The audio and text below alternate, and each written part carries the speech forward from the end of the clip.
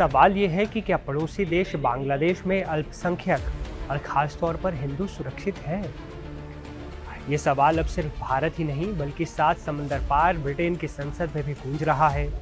London के Westminster hall में बांग्लादेश की मौजूदा स्थिति को विनाशकारी बताया गया। वहाँ की सड़कों पर जो खून बह रहा है, जो मंदिर जलाए जा रहे हैं और जिन घरों को राख किया जा रहा है, उसकी गूंज अब अंतर्राष्ट्रीय स्तर पर सुनाई दे रही है। ब्रिटिश सांसद बॉब ब्लैकमैन ने संसद में जो कुछ कहा वो रोंगटे खड़े कर देने वाला है। उन्होंने खुले तौर पर चिंता जताई है कि बांग्लादेश की सड़कों पर हिंदू पुरुषों की बेरहमी से हत्या की जा रही है, मंदिरों को आग के हवाले किया जा रहा है और धार्मिक अल्पसंख्यकों को ऐसी दुर्दशा का सामना करना पड़ रहा है जिसकी कल्पना भी नहीं की जा सकती। ब्लैकमैन ने ब्रिटिश सरकार और विदेश सचिव से सीधा सवाल पूछा, आखिर ब्रिटेन बांग्लादेश में अल्पसंख्यकों की सुरक्षा के लिए क्या कर रहा है? मुझे बताओ।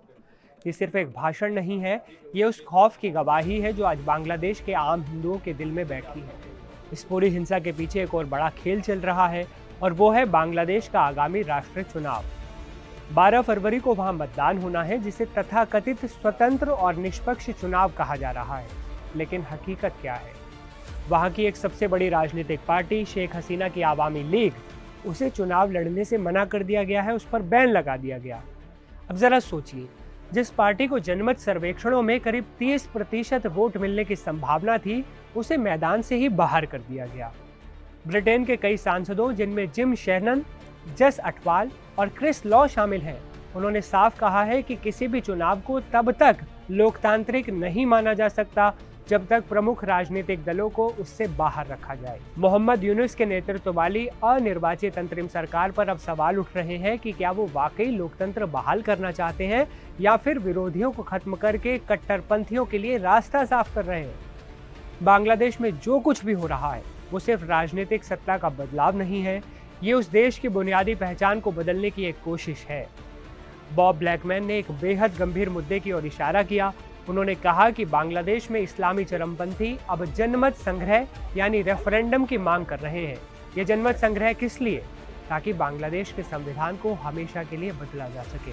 आशंका जताई जा रही है कि कट्टरपंथी ताकतें बांग्लादेश को एक धर्मनिरपेक्ष राष्ट्र से हटाकर पूरी तरह से कट्टरपंथी ढांचे में ढालना चाहती हैं। अगर संविधान बदल गया तो अल्पसंख्यकों के लिए वहां कोई जगह नहीं बचेगी।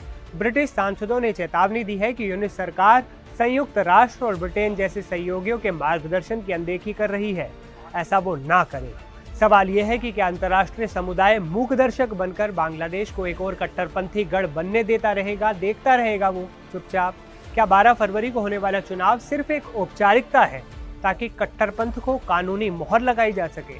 बांग्लादेश का भविष्य आज एक बहुत बड़े अंधेरे मोड़ पर खड़ा है, जिस पर बात होनी बहुत जरूरी है। आपकी इस खबर पर क्या राय है? कमेंट में जरूर बताना। मैं सीमा आपसे विदा लेता हूँ, फिर मिलूंगा एक नई वीडियो में। तब तक के लिए नमस्कार दोस्तों।